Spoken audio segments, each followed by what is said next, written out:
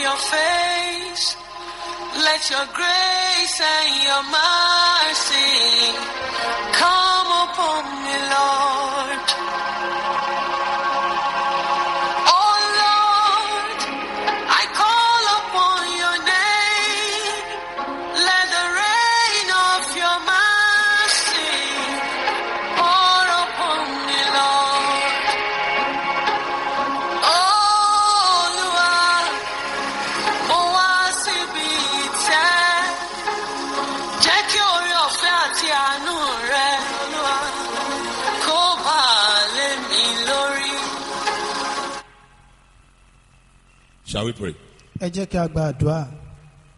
Holy God, the Spirit of all flesh, to you we present all honor, all glory, for you deserve more than enough. And we ask, O God of heaven, that as we have come to learn at your feet, release from heaven your determinate counsel in the name of Jesus Christ. Amen. And let every soul be imparted in the name of Jesus. Amen. In Jesus' mighty name we pray. Amen. Beloved, I thank God Almighty more and more Ará, mo dúpẹ́ lọ́wọ́ Ọlọ́run lọ́pọ̀lọpọ̀ lónìí for reaching you wherever you are via His word. pé ó láyè láǹfààní láti dé ọ̀dọ̀ rẹ níbikíbi tó wà báyìí. To enlighten your eyes of understanding Láti là yín ní ojú òye and to equip you with divine instructions and precautions àti pé láti ró yín ní agbára pẹ̀lú àwọn ìtọ́ni ọ̀run as you sojourn into eternity. bí a ṣe ń tẹ̀síwájú lọ sí ọ̀run. To God be the glory. Ògo ni fún Ọlọ́run lókè ọ̀run. The topic for today's message is, let not your love for God wax cold. Àkórí ọ̀rọ̀ tòní ló sọ wípé má ṣe jẹ́ kí ìfẹ́ rẹ fún Ọlọ́run kó tutù. Beloved, today's message is like an instruction and precaution. Ará, ọ̀rọ̀ tí ò ní ó dàbí ìkìlọ̀ àti ìtọ́ni. It tends towards awakening us from our slumber. Ó ṣetán láti jí wa dìde kúrò nínú oorun wa. And it is to encourage us at this time of life challenges. Èyí sì wá láti gbà wá níyànjú ní àkókò tí rúkèrúdò ń bẹ. An arrow threw at us to extinguish our love for God. Àti àkókò tó jẹ́ pé a ta ọfà láti paná ìfẹ́ wa.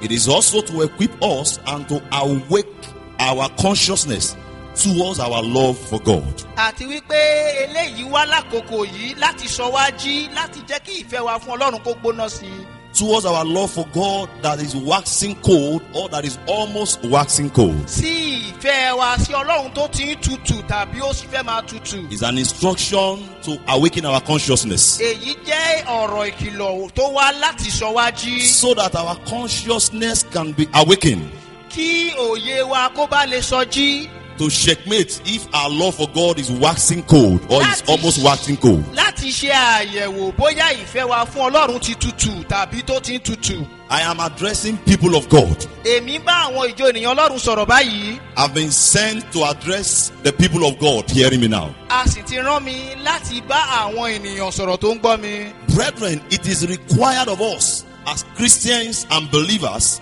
to love God as we relate to Him, with Him. Ara a ti fi lélẹ̀ fún wa gẹ́gẹ́ bí onígbàgbọ́ láti fẹ́ràn Ọlọ́run. It is required of us as believers, as Christians, to love God as we relate with Him. Ara ó di dandan fún wa gẹ́gẹ́ bí onígbàgbọ́ láti fẹ́ràn Ọlọ́run bí a ti ṣe ń bá dàpọ̀ lọ. Deuteronomy chapter 6 verse 5. Ìwé Deuteronomy orí 6 ẹsẹ̀ 5. Deuteronomy chapter 6 verse 5. Ìwé Deuteronomy orí 6 ẹsẹ̀ 5. The Bible says, Bíbélì wípé. and you shall love your God, the Lord your God. And you shall love the Lord your God. Ìwọ yóò sì fẹ́ràn Olúwa Ọlọ́run rẹ. That is an instruction. Èyí yìí jẹ́ ìkìlọ̀. We are to love God. A nílò láti fẹ́ràn Ọlọ́run. Beloved, loving God is a fundamental and basic requirement for anyone who desires to reign and dwell with God in eternity. ara fífẹ́ràn ọlọ́run jẹ́ ohun tó ṣe pàtàkì tó sì jẹ́ ohun tó a gbọ́dọ̀ ṣe fún ẹnikẹ́ni tó bá fẹ́ bọ́ ọlọ́run jọba ní rayérayé. To love God is also the secret to explore supernatural blessings. àti pé láti fẹ́ràn ọlọ́run ó jẹ́ àwọn àṣírí ìjìnlẹ̀ láti rí àyè fọwọ́ba agbára ọ̀run. 1 Corinthians chapter 2 verse 9. ìwé kọ̀ríntì kínní orí kejì ẹsẹ̀ rẹ̀ kẹsàn-án. 1 Corinthians chapter 2 verse 9. ìwé kọ̀ríntì kínní orí kejì ẹsẹ̀ The kẹsàn-án. Bible says, but as it is written, gẹ́gẹ́ bí a ti kọ́, eyes has not seen nor ears heard, ojú kò tí ì rí tàbí kí etí kó gbọ́ neither have it entered into the heart of man, tàbí kó ti wọnú ọkàn ènìyàn lọ rí. the things which God has prepared for them that love him. àwọn ohun tí ọlọ́run ti pèsè sílẹ̀ fún àwọn tó fẹ́. So to explore supernatural blessings of God, láti lè rí àwọn ìbùkún ọ̀run gbà. the love for God is the secret. ìfẹ́ ọlọ́run ni àṣírí náà.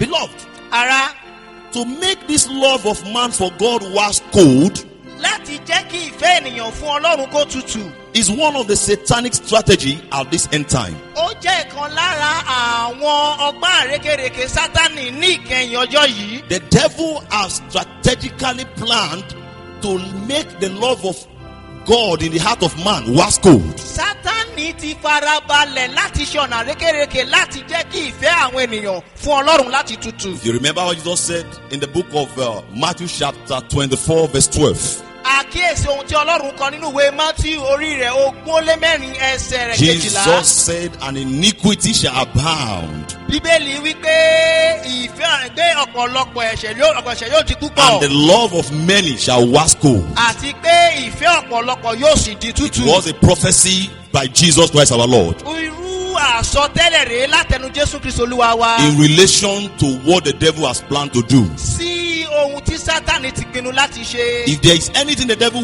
we want to do to you, tó bá lóhunkóhun tí sátánì fẹ́ ṣe sí or ọ. if there's anything the devil will want to do, tàbí ohunkóhun tó pinnu láti ṣe. is to ensure your love for God wax cold. òun ni pé láti rí pé ìfẹ́ rẹ fún Ọlọ́run tutù. I pray for somebody hearing me now. mo gbàdúrà fẹ́nìkan tó ń gbọ́ mi. Your love for God will not wax cold in Jesus' name. Amen.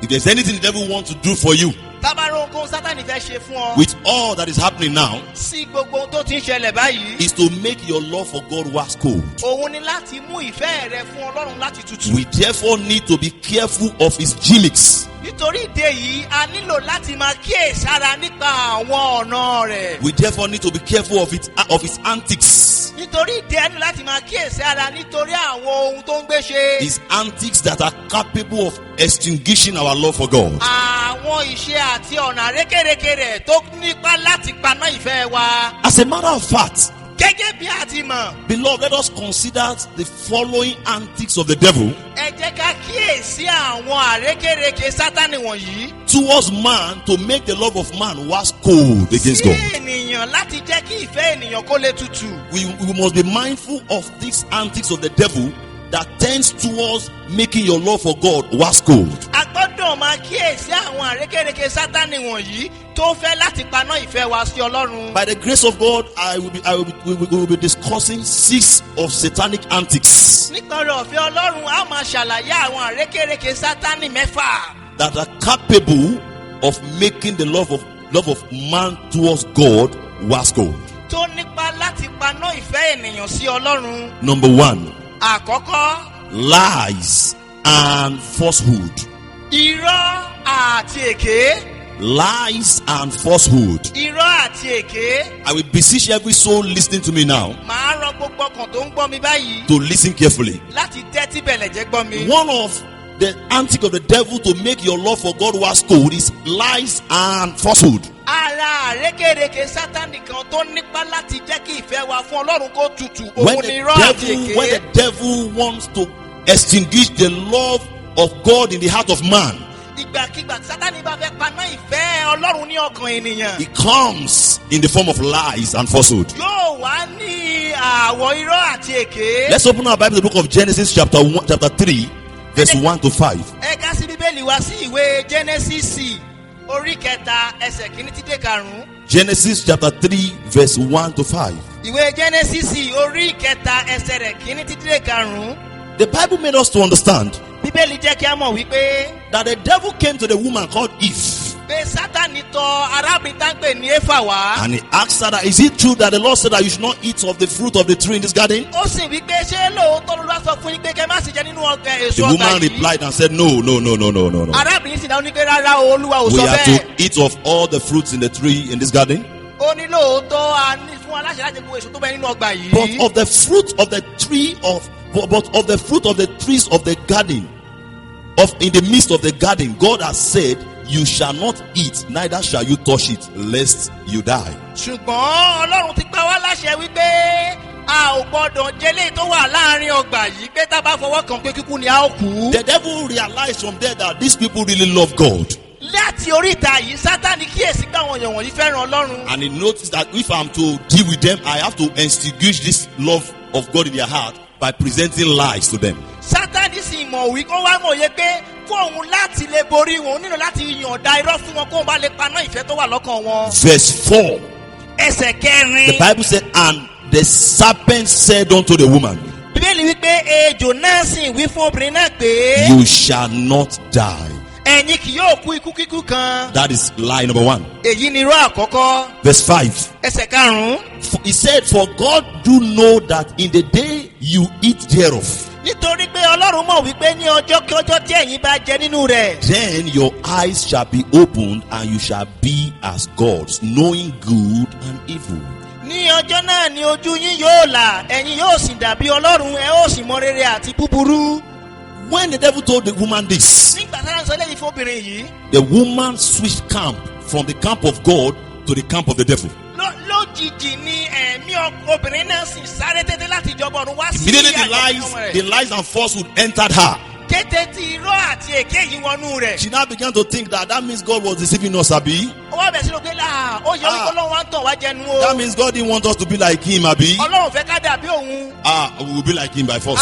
lóòótọ́ a ó dàbí ọlọ́run. We will not die. He's just lying to us. àbíkó kan kúrọ́ fún wa ni. The Bible says she collected the fruits bíbélì wípé arábìnrin yìí sì and gba she èso ate náà it. ó sì jẹ Now ẹ́. for us to know that all the devil told her was a lie. kábàlẹ̀ mọ̀ pé mo sára ní sọ fún arábìnrin pé irọ́ ni. When she and her husband finished eating the fruits, nígbà tí òun àtọkọ rẹ̀ jẹ èso náà tán. did they die or they did not die? ṣé wọ́n kú àbí wọn ò The kú. Bible made us understand that. bíbélì ká mọ̀ yìí pé That was the genesis of death to man race. èyí ni ìbẹ̀rẹ̀ ikú nínú But when the orí devil ènìyàn. want to quench the love of God in their heart, nígbà sátani fẹ́ pa iná ìfẹ́ ọlọ́run he ní ọkàn lied to wọn. them. ó mú rọ́ wá. And again, when they ate the fruits, àti wípé nígbà tó ń jẹ èso náà tán. did they become like God? ṣé wọ́n wá dàbí ọlọ́run bí. The answer is no. ìdáhùn ni pé rárá. No man can be like God. kò sí ènìyàn tó lè dàbí But the ọlọ́run. devil lied to them ṣùgbọ́n sátani kúrọ́ in fún order wọn. to quench the love of God in their hearts. láti lè paná ìfẹ́ ọlọ́run I ní pray ọkàn for wọn. somebody hearing me loud and clear. mo gbàdúrà fẹ́nìkan tó ń gbọ́ mi The kedere. Lord will give you a discerning spirit olúwa yóò fún ọ lẹ́ẹ̀mí to ìyàtọ̀. know the antic of the devil and to avoid them in the name of Jesus Christ. amen. Beloved,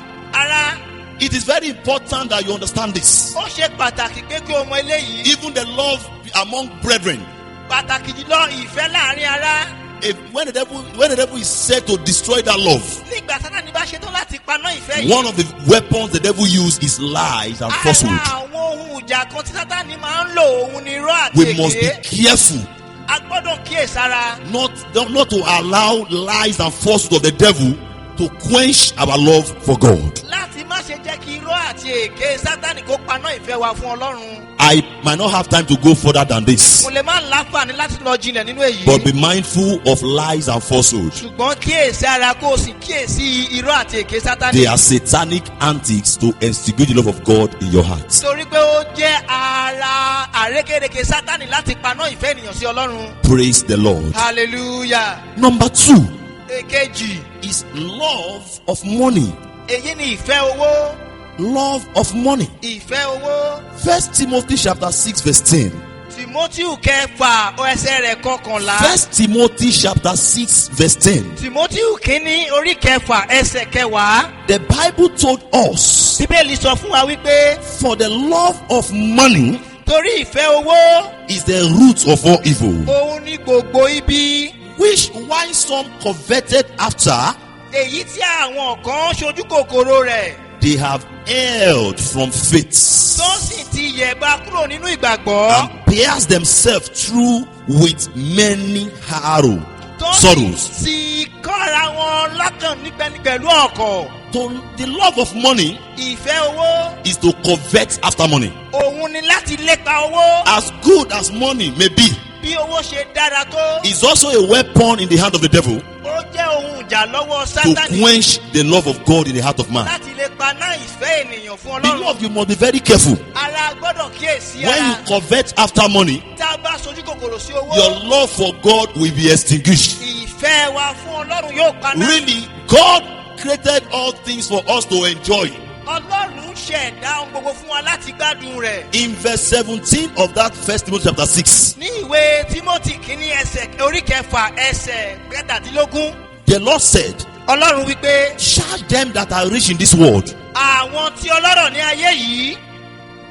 charge them that they should not be high-minded, ẹ bá àwọn ọlọ́rọ̀ ní ayé yìí wí kó má bàa gbéraga. that they should not trust in uncertain riches, kó má ṣe gbẹ́kẹ̀lé ọ̀rọ̀ wọn. but they should trust in the living God, ṣùgbọ́n kó ń gbẹ́kẹ̀lé ọlọ́run alààyè. who giveth us richly all things to enjoy. tó fún wa ní gbogbo ọ̀rọ̀ lọ́pọ̀lọpọ̀ láti So jàǹfààní. you are to enjoy money. a wà láti jàǹfààní owó. You are not to covet after money. a ò nílò láti ṣojú kòkòrò By the sí. time you covet after money, ìgbàkigbà tó bá ṣojú kòkòrò by the sí. time you love money, ìgbàkigbà tó bá fẹ́ràn owó. your love for God will be extinguished. ìfẹ́ rẹ fún ọlọ́run yóò sì tutù. So that is why we must be careful as we sojourn. èyí ni a gbọ́dọ̀ máa kíyèsí ara bá ti ń lọ nínú ìrìnàjò Not to yìí. covet after money, láti má ṣojú kòkòrò sí because it owó. can be used as a weapon in the hand of devil to destroy one's love for God. torí pé a lè lò lónìí ó ká lè lò gẹ́gẹ́ bí ohun ìjà lọ́wọ́ sátani láti paná ìfẹ́ wa fún I ọlọ́run. pray for you mo gbàdúrà fún ọ. that you will not covet after money in the name of Jesus Christ. amen. Number 3, ẹ̀kẹta worries. àníyàn. Worries àníyàn. is another weapon in the hand of the devil ó jẹ́ ohun ìjà lọ́wọ́ sátani to extinguish the love of God in the heart of man. láti lè paná ìfẹ́ ọlọ́run ní ọkàn ènìyàn. Jesus knew what he was saying jésù mọ òye ohun tó ń sọ. when he admonished us in the book of Matthew chapter 6 verse 25 to 33. nígbà tó bá wa ń sọ nínú ìwé Mátíù orí kẹfà ẹsẹ̀ márùndínlọ́gbọ̀n lọ títí dé 33. Matthew chapter 6 verse 25 to 33. ìwé Mátíù orí rẹ̀ kẹfà láti ẹsẹ̀ 25 lọ dé 33. Jesus told us jésù sọ fún wa we should not worry. a ò gbọ́dọ̀ ṣe We àníyàn. should not allow worries to occupy our hearts. a ò gbọ́dọ̀ jẹ́ kí àníyàn kó borí ọkàn wa. We should not worry about what we want to eat. àníyàn nípa ohun tí a ó jẹ. We should not worry about what to wear. àníyàn nípa ohun tí a ó wọ̀. We should not worry about where to sleep. àníyàn nípa ní ohun tá ibi tí a ó Jesus, sùn. when you read it down to verse 33, tábàkà lọ títí dé ẹsẹ̀ rẹ̀ it 33. was an admonition èyí jẹ́ ìrúnisókè. towards every man, ó jẹ́ ìgbaniníyànjú sí ènìyàn gbogbo. because Jesus knew the effects of worry. nítorí pé jésù mọ àbájáde àníyàn ṣíṣe. When you worry after things of the world, nígbà tá a bá ṣàníyàn nípa àwọn ayé yìí. your love for God will be extinguished. ìfẹ́ rẹ fún ọlọ́run yóò wálẹ̀. Your love for God will be quenched. ìfẹ́ rẹ fún ọlọ́run yóò sì tutù. So let's not allow worries nítorí ìdí èyí má ṣe jẹ́ ká fi ààyè gba àníyàn in our hearts. ní ọkàn wa. The Bible told us, bíbélì sọ fún wa. he said, by being worrying, ó ní nípa àníyàn ṣíṣe. who among us can add a cubit unto our stature? ó ní mélòó láàrin wa ló lè fi gbọ̀nwọ́ kan kún ọjọ́ ayé rẹ̀. Worries can do you no good. ohun tí ò lè ṣe rẹ ní rere kan. The only thing that worries can do for you ohun kan tí àníyàn lè ṣe fún ọ. is to extinguish your love for God. òun ni láti paná ìfẹ́ rẹ fún ọlọ́run. So, beloved of God tonight, ará nítorí ìdí I'm èyí. talking to you as Christian. mò ń bá ọ sọ̀rọ̀ gẹ́gẹ́ bí You that have been saved,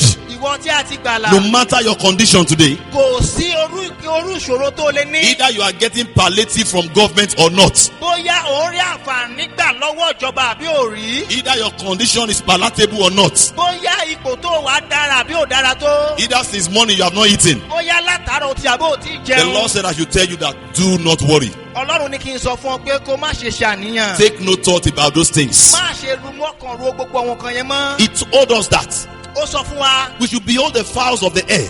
ó ní pé ká wo àwọn ẹyẹ ojú ọ̀run. They do not sow, ó ní wọn wọn kì í fúrúgbìn neither do they reap. tàbí kọ́kọ́rè. They do not gather into barns. ó ní wọn kì í kójọ. He said, yet your Father in heaven feed them. ó ní ṣùgbọ́n bàbá yín tí ń bẹ lọ́run bọ́ wọn. Are you not better than them? ṣé ẹ̀yin ò wá dájú wọn lọ All bí? these are pointed to the danger of worries. gbogbo wọ̀nyí jẹ́ ohun tó ń tọ́ka sí àwọn ewu Because- tí àníyàn ṣe. But if you allow worries into your heart, nítorí pé tó bá fàyè gbà níyàn ní you ọkọ won't have rẹ time for God. ò ní láàyè fún ọlọ́run I mọ́. therefore pray for you. nítorí ìdí èyí mo gbàdúrà Worries fún ọ. will not take over your life in the name of Jesus Christ. amen. Beloved, ara number 4, ìkẹrin worldliness. òun ni Worldliness. ayé Worldliness. ìfẹ́ ayé.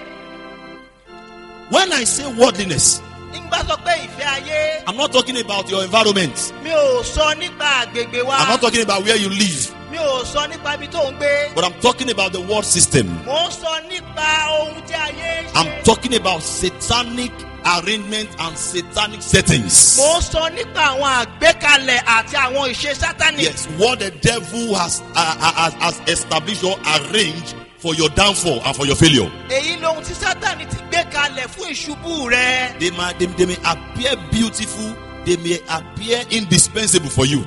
wọ́n lè jẹyọ bí ohun tó dára bí ohun tí o ṣe aláìmánì. But the Bible asks us, the Lord asks us ask me to tell you now, ṣùgbọ́n ọlọ́run ní kí n sọ fún ọ nísìnyí be mindful of worldliness. pé kó o kíyèsára nípa afẹ́ ayé. James chapter 4 verse 4.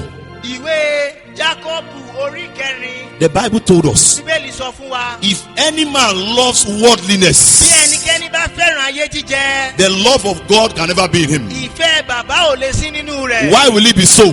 báwo ló ṣe gbọ́n jẹ́ bẹ́ẹ̀. Because worldliness is capable of quenching your love for God. nítorí pé ìfẹ́ ayé ó nípa láti paná ìfẹ́ rẹ fún ọlọ́run. So do not allow worldliness to come to your life. má ṣe fàyè gba ayé jíjẹ láti wá sínú ayé rẹ. The Bible told us that the devil presented the world system to Jesus. bíbélì jẹ́ ká mọ̀ wípé èṣù sátánì ni ó gbé ayé wá sójú jésù gẹ́gẹ́ ohun tó According to the dára. book of Matthew chapter 4, gẹ́gẹ́ bí ìwé mátí orí kẹrin ti wí. that was the last temptation. èyí ni ìgbèkejì tó kẹ́yìn. He presented the world to Jesus. ó fi ayé yìí hàn jésù. He presented worldliness to him. ó fi ayé jíjẹ hàn jésù. But the Bible told us ṣùgbọ́n bíbélì sọ fún wa that wípé upon that, dípò èyí Jesus overcome him.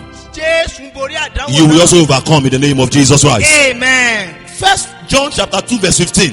ìwé johanu kínní orí rẹ̀ kejì ẹsẹ̀ rẹ̀ márùndínlógún. I have told us that the message is an instruction and more or less a precaution. mo sọ fún wa pé ìwàásù yìí bí ìbániwí àti ìtọ́ni lórí. At this difficult time that we find ourselves. ní orú àkókò tó le bí èyí. The Bible told us that we should love not the world. bíbélì yẹ ká má ṣe fẹ́ràn ayé. We should not love worldliness. ká má ṣe fẹ́ràn ayé jíjẹ. Neither the things that are in the world. tàbí àwọn ohun tó ń bẹ nínú ayé. If any man love the world, bẹ́nikẹ́ni bá fẹ́ràn ayé. the love of God is not in him. ìfẹ́ ọlọ́run kò sí nínú rẹ̀. You can't be a Christian and be worldly. o ò lè jẹ́ kìrìsìtẹ́nì kó o sì fẹ́ràn ayé You jíjẹ. can't be a Christian and allow worldliness to overcome your life. o ò lè jẹ́ kìrìsìtẹ́nì kó o fààyè gba afẹ́ ayé láti borí ọkọ rẹ. Worldliness is capable of destroying your initial love for God. ìfẹ́ ayé jíjẹ ó nípa láti paná ìfẹ́ rẹ fún ọlọ́run. Just like the message of Christ to the church in the book of Revelation. gẹ́gẹ́ bí iṣẹ́ ìránṣẹ́ kristi sí àwọn ìjọ láti wé That I Revelation. know your first love. ó lè mí mọ ìfẹ́ rẹ àkọ́kọ́ o. If you allow worldliness in your life, tó o bá fààyè gba ayé jíjẹ nínú as ayé many rẹ. Christians have allowed worldliness today, gẹ́gẹ́ bí ọ̀pọ̀lọpọ̀ kìrìsìtẹ́nì ṣe fààyè their gbà. love for God will wax cold. ìfẹ́ wọn fún ọlọ́run á tutù. They will not love God any longer. wọn ò ní fẹ́ràn ọlọ́run mọ́. Because you cannot be a servant to two masters. nítorí pé o ò lè sin ọlọ́run méjì. So beloved, as we are sojourning to eternity, ara bí a ṣe ń tẹ̀síwájú lọ sí ilé ògo. as we sojourn to eternity, bí a ṣe ń tẹ̀síwájú lọ sí ilé ayérayé. we must be mindful of worldliness. a gbọ́dọ̀ kíyèsí ayé jíjẹ. Most times it presents itself as something palatable. nígbà míì á farahàn bí ohun tó dára lọ́pọ̀lọpọ̀. Be mindful of it. ṣùgbọ́n kíyèsí rẹ̀. It's coming to destroy your faith. ó ń bọ̀ láti paná ìfẹ́ It's ìgbàgbọ́ rẹ. coming to extinguish your love for God. ó ń bọ̀ láti paná ìfẹ́ rẹ fún ọlọ́run. If you take that book of 2 Timothy chapter 4 verse 10 also, tábà wo òwe tìmọ́tì kejì yẹn ẹsẹ̀ rẹ̀ kẹwàá. chapter 4 verse 10, ìwé ìwé Timothy kejì orí kẹrin ẹsẹ̀ rẹ̀ kẹwàá. The Bible told us that for Demas had forsaken me. Bíbélì wípé nítorí Démà ti kọ̀ mí sílẹ̀. Demas forsook God. Démà kọ̀ Ọlọ́run sílẹ̀. Demas' love for God was cold. Ìfẹ́ Démà sí Ọlọ́run tutù. Why? Kí ni ìdí náà? The Bible said, Bíbélì wípé because he loved this present world. nítorí kó fẹ́ràn ayé ìsinsìnyí. He loved the things of the world. Nítorí kó fẹ́ràn àwọn ohun ayé ìsinsìnyí. He loved Nítorí worldliness. ó fẹ́ràn ayé jíjẹ. And worldliness therefore extinguished his love for God. Nítorí ìdí èyí, ayé jíjẹ sì paná ìfẹ́ rẹ̀ fún Ọlọ́run. I pray yours will not be like that in the name of Jesus Christ. Amen. I pray once again, beloved, that your own case will not end up as that in the name of Jesus Christ. Amen. Number 5, Ìkarùn-ún, satanic manipulations. ìdojúkọ Sátánì. Satanic manipulation. Àrékérekè àti ìkojúkọ Sátánì. Beloved, Ará, the Bible told us Bíbélì sọ fún wa, there was a time that we were far from God. ìgbà kan wà tá a jìnnà rere sí Ọlọ́run. According to the book of Ephesians chapter 2 verse 13 and verse 17. Gẹ́gẹ́ bí ìwé Éfésù orí kejì ẹsẹ̀ kẹtàlá sí The kẹrìnlá. Bible said we that were once far off, Bíbélì pé àwa tá a ti fìgbà kan jìnnà rere sí Ọlọ́run. we that were once far away from God, Àwa tá a ti fìgbà kan jìnnà rere sí Ọlọ́run. we were brought near Ṣùgbọ́n nísinsìnyí a ti mú ọ wá sí tòsí. by the blood of Jesus. Nípasẹ̀ ẹ̀jẹ̀ Jésù. Before now, Kó tó di àkókò we were yìí, far away from God. ọ̀nà rere la wà sí We Ọlọ́run. were at distance from God. Jìnnà sí Ọlọ́run. But by the blood of Jesus, Ṣùgbọ́n nípasẹ̀ ẹ̀jẹ̀ we Jésù, have come closer to Him. a ti fà wá súnmọ́ ọ̀dọ̀ As rẹ̀. close as you are to God Bí o ṣe súnmọ́ Ọlọ́run yìí, in love, nínú ìfẹ́, don't allow the devil to manipulate you. má ṣe fàyè gba Sátánì láti fi àrékérekè mú The ọ. Bible made us to understand.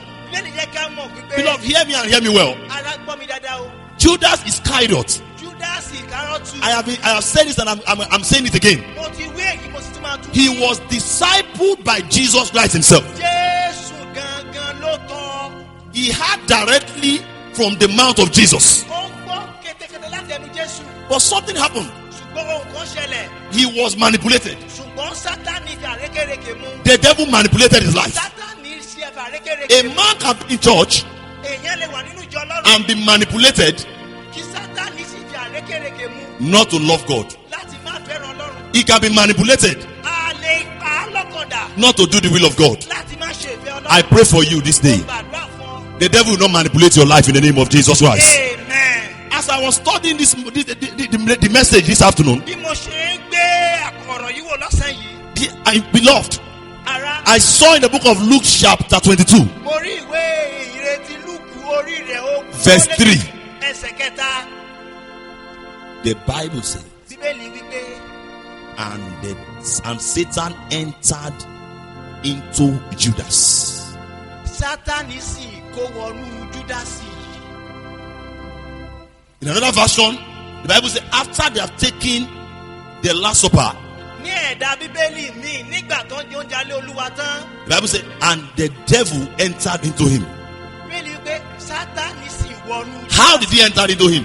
Báwo ló ṣe wọ̀? In other words, he manipulated his life. Lọ́nà èmi ẹ̀wẹ̀, ó pa á. He is a lọ́kàndà. man that have been receiving directly from our Lord Jesus Christ. Èyí lè ènìyàn tó ti ń gba ìtọ́ni But he látọwọ́ was Ọlọ́run. manipulated not to hearken to the word. Ṣùgbọ́n Sátánì pa á lọ́kàndà láti má lè gbọ́rọ̀ Ọlọ́run. He was manipulated in his heart not to entertain or to express love towards Jesus. Sátánì pa á lọ́kàndà láti má fàyè gba ìfẹ́ Ọlọ́run àbí láti má fi ìfẹ́ Ọlọ́run hàn. Also in the book of Galatians chapter 3 verse 1. Bákan náà ní ìwé Gàlátíà orí kẹta. Before the Galatians that Jesus Christ was killed, was crucified and was buried. Lójú àwọn ará Gàlátíà tí a ti pa Jésù láti ti sin Jésù. The Bible told us that they did not believe him. Bíbélì jẹ́ ká mọ̀ wípé wọn ò gbàgbọ́. He was not believed. Pé a ò gbàgbọ́. That was why Apostle Paul said, there is something wrong with you people. Ìjẹ́ náà bẹ̀rẹ̀ sọ pé nítorí ìdí òun kò ń ṣẹlẹ̀ sí i o. According to King James Version, King James don't call it bewitchment. Ẹ̀dá Bíbélì tí a dárúkọ ni wípé ìtànjẹ. The devil bewitched the Galatians Sátánì tàn wọ́n jẹ.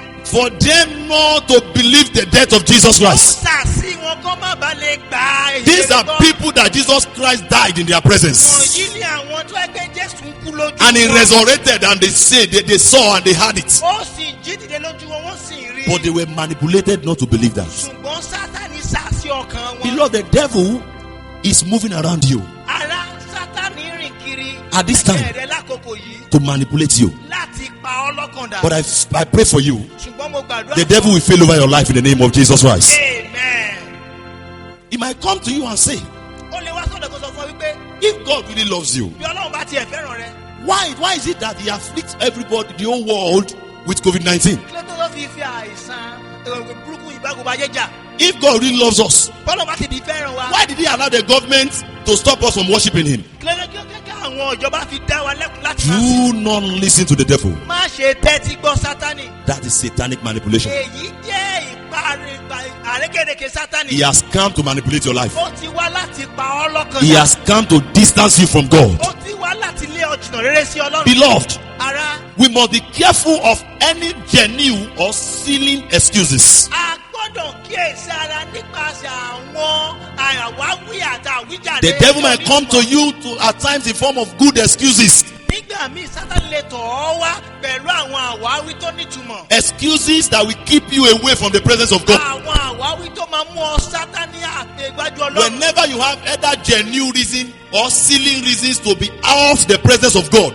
that is satanic manipulation. ìgbàkigbà tó bá láǹfààní láti rí àwọn àwáwí kìtì tó máa mú ọ kúrò níwájú Ọlọ́run àbí kúrò nínú ìfẹ́ Ọlọ́run. Christians, we must be mindful of satanic manipulation. I repeat. nítorí ìdí èyí o gbọ́dọ̀ kíyèsí ara nípa àrékérekè Sátánì. Satanic manipulation might come to you in terms of acclaimed knowledge. àrékérekè Sátánì lè tọ̀ ọ́ wá nípasẹ̀ ìmọ̀ ẹni. May make you begin to think that you have read everything about the Bible, you have known everything, so you don't need to listen to the word of God again. a máa fẹ́ kó o máa wò ara rẹ ní ẹgbẹ́ tó ti ní gbogbo ìmọ̀ tán tó ní gbogbo nǹkan tán. It might make you to feel as if in fact you have all knowledge, so you don't need to go and be studying the Bible again. ó lè máa mú ọ jẹ́ kó o máa rí bí ẹni pé o ti mọ gbogbo òye tán kó ẹ kó tó lọ máa ka Bíbélì mọ́. It might make you to think that you have known everything, that there's no need going to church again. ó lè jẹ́ kó o rí ara gẹ́gẹ́ tó ti mọ gbogbo nǹkan tán tó yẹ kó tó lọ máa sí ilé ìjọsìn mọ́. Be mindful.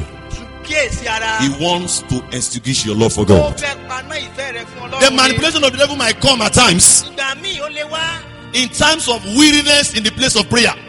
nípa àárẹ̀ níbi àdúrà. When it's time for you to pray, gbàdàkú láti gbàdúrà. you will be tired. àwa rẹ̀ ọ́. You say, that's not what I will pray tomorrow. ó máa gbàdúrà lọ́la. When it's time for you to fast, gbàdàkú fẹ́ láti gbà you will be wẹ̀. weary. àárẹ̀ ọ́. By that time, you will bring the excuse nígbà ìwà wa mú àwa wíwá. that you know how your health is, oh. ó sàmù bí ìlera ẹ ṣe rí o. And you know you are not like that brother. Oh. ó dàbí arákùnrin yẹn o. You are a different person. Oh. ó yàtọ̀ sí. You have a different body system. Oh. ó ní àgọ́ ara tẹ̀ yàtọ̀.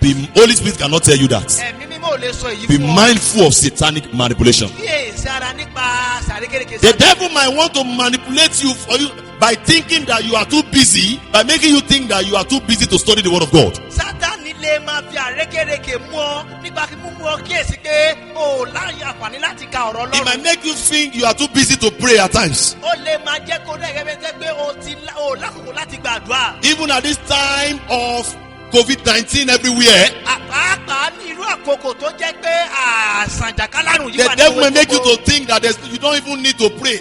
ó lè máa jẹ́ kó ẹgbẹ́ kò sáfù wá láti gbàdúrà Since there is mọ́. no thing they didn't allow us to go to church, you don't need to even pray, you don't need to fast. nígbà tó jẹ́ pé àwọn ọ̀fààní wà láti lọ sílé ìjọsìn mọ́. The devil might manipulate you to think that you don't even need to listen to the word of God again. Sátánì gan máa wá sí ọlọ́kàn láti rí pé kò yẹ kó tó máa gbọ́rọ̀ Ọlọ́run mọ́. He may develop hatred in your heart towards the word of God. ó lè wá mú ìkórìíra sí ọkàn rẹ sí ọ̀rọ̀ Ọlọ́run. He may create inconvenience in your heart to tarry before God. ó lè fi àìlè ní sùúrù sí ọlọ́kàn sí Ọlọ́run. That when you are in the presence of God, when you are hearing the word of God, when you are listening to the word of God, He tells you that one is okay. Stand up and leave that place. ṣé ìgbà tó bá wà níwájú Ọlọ́run ni pé ó ti tó òtítẹ́ kó máa lọ. These are satanic manipulations. àwọn wọ̀nyí ni àrékèrèké Beloved, you Sátánì. must be careful. ara o gbọ́dọ̀ kíyèsí By the ara. time the devil makes you feel as if you are better than the word you are hearing. ìgbàkigbà tó bá jẹ́ kó rí ẹ̀gẹ́ bẹ́ẹ̀ tó ti dáa ju ohun tó By the gbọ́ time lọ. they make you to feel as if there is something better than the word of God that you are hearing. tó tilẹ̀ yẹ kó máa rí kéèyàn kan wà tó dáa ju Ọlọ́run tó ń gbọ́ That is lọ. satanic manipulation. wọ̀nyí ni àrékèrèké Sátánì. I beseech you, beloved, mo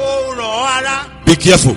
ṣọ́ra. The devil's manipulation is everywhere. Àrékèrèké Sátánì bẹ ní But I gbogbo. pray for everybody listening to me. Wọ́n mo gbàdúrà pé tó ń gbọ́ mi. And for you that can echo amen loudly. Àti ìwọ tó lè dáhùn mi dáadáa. Every antic of the devil Gbogbo àrékèrèké shall Sátánì. fail over your life in the name of Jesus Christ. Amen. Finally, beloved, Lákòótán ara. the last antic of the devil, Àrékèrèké Sátánì tó kẹ́yìn. as highlighted here, Bí mo ṣe kọ́lẹ̀. is tribulations and life challenges. Èyí ni ìdojúkọ ayé àti ìpòrúru ọkàn. According to the book of John, chapter 16, verse 33. Gẹ́gẹ́ bí ìwé Jòhánù orí mẹ́rìndínlógún ti wí. John chapter 16, verse 33. Ìwé Jòhánù orí rẹ̀ kẹrìndínlógún ẹsẹ̀ Jesus said, Jésù wípé in this world, nínú ayé yìí you will see tribulation. ní dojúkọ. You will see tribulation. Ẹ máa ní dojúkọ. You will be confronted with sorrow.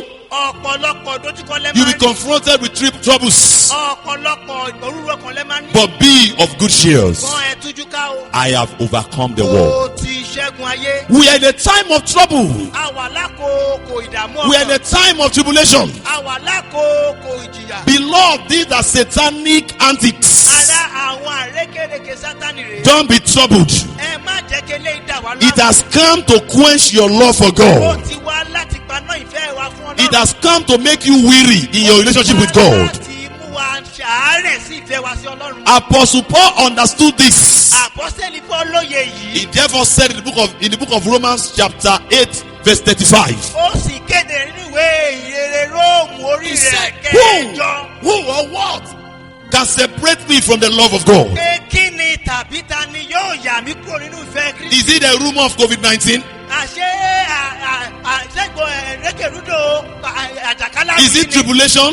tàbí ìdojúkọ? Is it sickness? Àbí àìsàn? Is it death? Àbí ikú? Is it distress? Àbí àárẹ̀? He knew that all these things come in order to extinguish the love of God in his heart. Ó mọ̀ wípé àwọn nǹkan wọ̀nyí wá láti paná ìfẹ́ òun fún Ọlọ́run. In the same way, these things has also come to us now Lọ́nà mí ẹ̀wẹ̀ ohun kan yìí náà ti wá sí àwa náà. to extinguish our love for God. Láti paná ìfẹ́ wa fún Ọlọ́run. We need to understand this, beloved, A nílò láti ní òye yàrá. and don't allow them. Ká má ṣe fàyè gbà á. Do not allow them. Má ṣe fàyè gbà á. They have come to extinguish your love for Wọ́n ti wá God. láti wá paná ìfẹ́ wa fún Ọlọ́run. Beloved of God, Ara beloved Christians, ara and pilgrim of the kingdom of God, àti arìnrìnàjò sí ìjọba I have ọ̀run. come to present to you today, Mo ti wá kéde fún wa and I lónìí. have told you this day Mo sì ti sọ fún wa.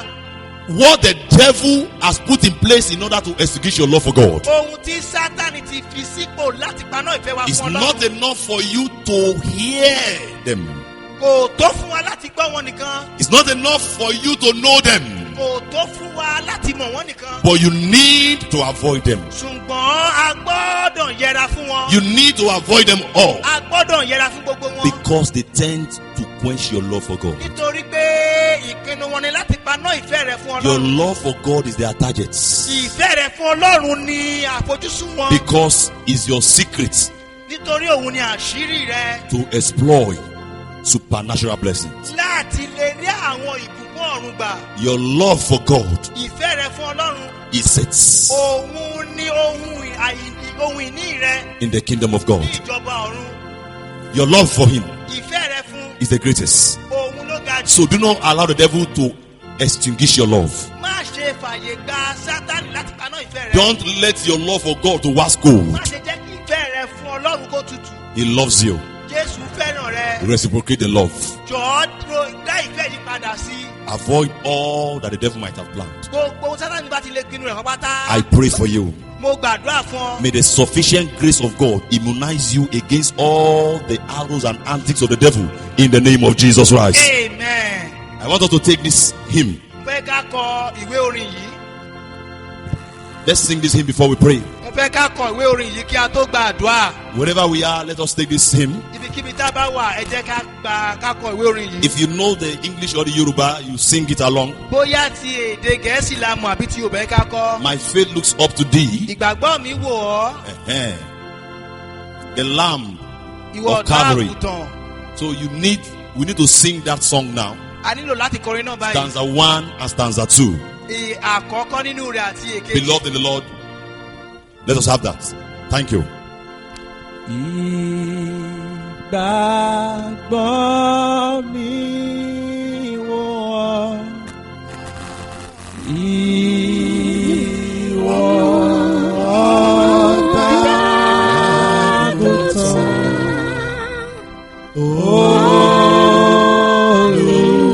olùgbàlà, jọ̀gbọ́ àdúrà mi, jọ̀gbọ́ àdúrà mi, Olúwa ẹ̀ṣẹ̀ mi gbogbo lọ kémi látò mi lọ sí jẹ́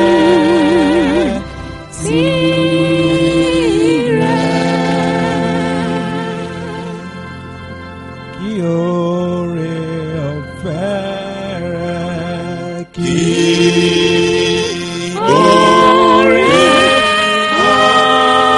ọ̀fẹ́ rẹ̀ fi lè ra fọ́ọ̀kàn mi, mú mi tààrà. Sing that song so let me sing it in your heart. Kú fún mi bí Ìwọ tí kú fún mi. Àdìfẹ́ mi sí kò máa gbọ́nà títí bí náà.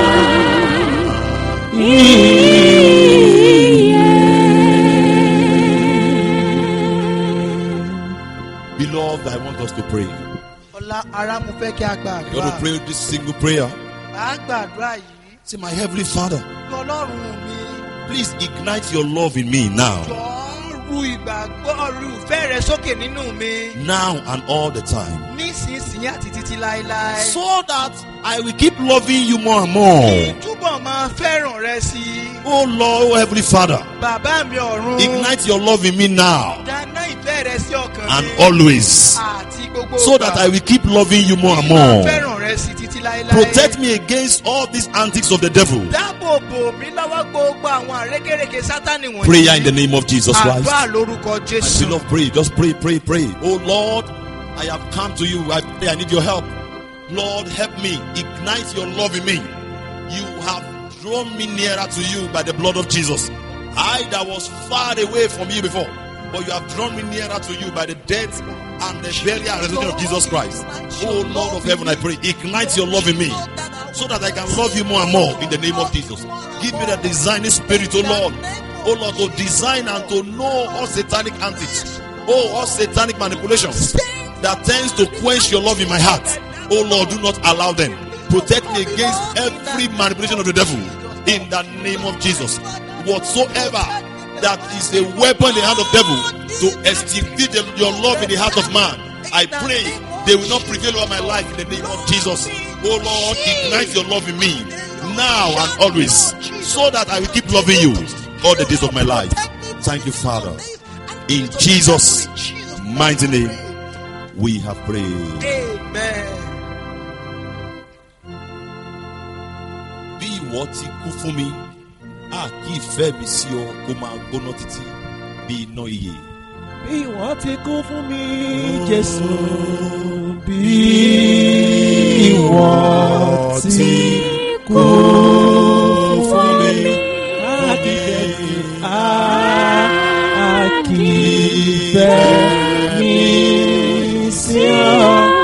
Máa gbóná kó máa gbóná títí bí náà.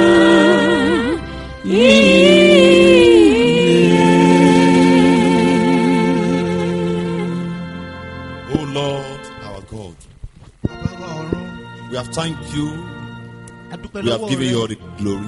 A sì fi gbogbo ògo We fún have ọ. given you all the adoration A fi gbogbo ọlá fún ọ. for giving us your divine instructions Pé ẹ fún wa ní ìtọ́ni ọ̀run. at this difficult time that we find ourselves. Nírú irú àkókò bí èyí. We therefore ask, oh God, Nítorí ìdè ya béèrè. now we need your help. Pé a nílò ìrànlọ́wọ́ yín. Ignite your love in us as we have prayed in the name of Jesus Christ. Amen.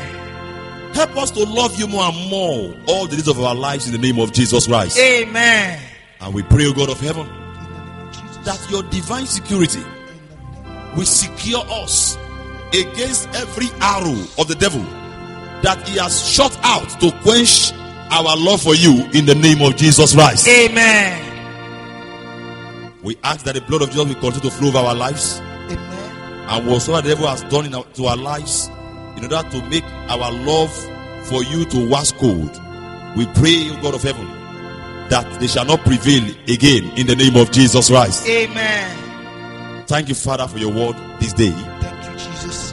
In Jesus' mighty name, we pray. Amen. Thank you, and God bless you.